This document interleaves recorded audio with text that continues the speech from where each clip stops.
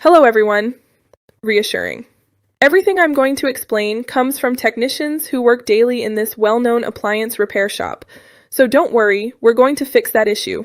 Every time a customer comes to the shop with their dishwasher showing E1, the first thing we explain is, this code usually indicates a problem with the water inlet or the water level detection. Curious, some customers tell us things like, the dishwasher wasn't filling with water and suddenly E1 appeared, or I opened the door and the screen showed E1, but no water was coming out, and from there we know we need to check both the water inlet and the sensors before attempting any repair. In many cases, the problem is the inlet valve. Customers say, the valve was dirty and cleaning it made the error disappear, or I replaced it and it worked perfectly again.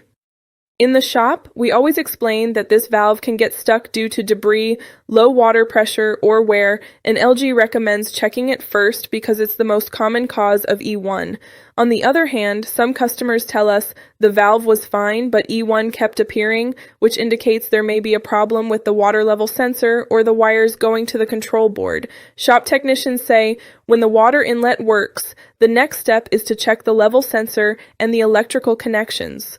Some LG bulletins mention that if the sensor fails, the machine thinks there's no water and triggers E1. Sometimes the cause is simpler than it seems, a clogged inlet filter or a bent hose.